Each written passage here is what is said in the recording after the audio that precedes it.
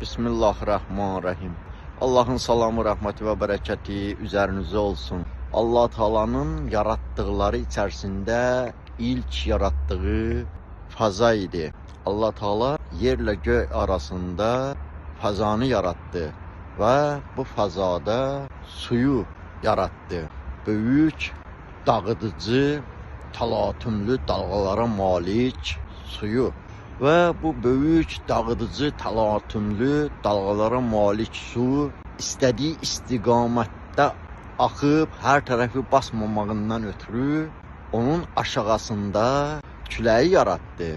Yani bu büyük, dağıtıcı, talatümlü dalgalara malik olan su küleyin üzerinde yerleştirildi.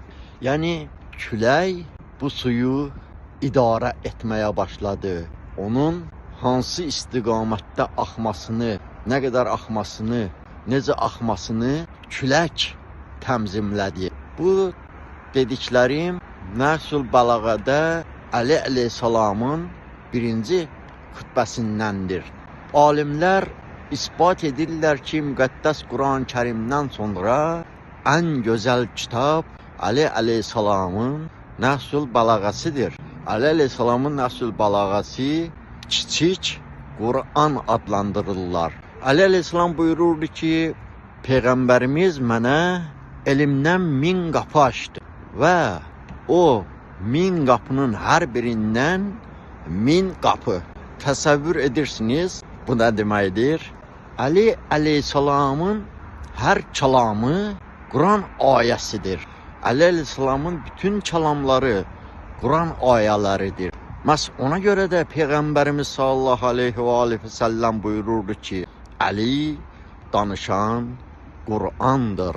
Azizlerim, mezhebinden aslı olmayarak bütün alimler tasdikləyirlər ki, Ali aleyhisselamın savadına Peygamberden sonra Ali aleyhisselamın savadına Ali aleyhisselamda olan elmə malik olan ikinci bir şəxs olmayıb, yoxdur və olmayacaq da. Ona görə də Ali əleyhissalamın Nəhsul Bəlağəsini oxuyun. Ali əleyhissalam buyururdu ki, mən nə qədər sağamsa mənə sual verin, cavablandırım. Mən göylərin yolunu yerlərin yollarından daha yaxşı bilirəm.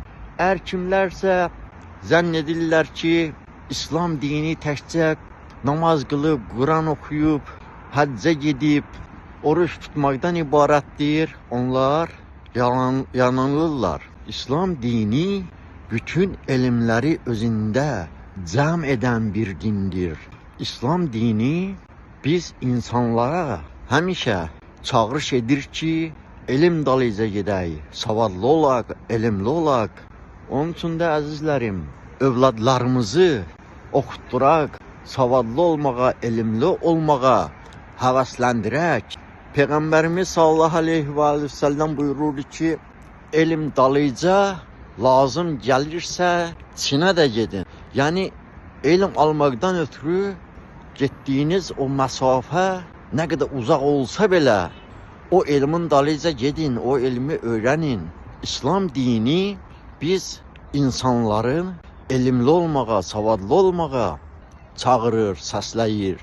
Onun üçün də oxumaq və bir də oxumaq, savadlı və elmli olmaq labüddür, lazımdır. Allah hər birinizdən razı olsun. Allah Teala hər birimizi savadlı, elmli olmağa nəsib etsin. Allah Teala bu güzel İslam dinimizin bizlere buyurduqlarına amal edenlerden karar versin inşallah. Allah Teala bizlere özü yar ve yardımcı olsun inşallah. Esselamu aleyküm ve rahmetullahi ve berekatuhu.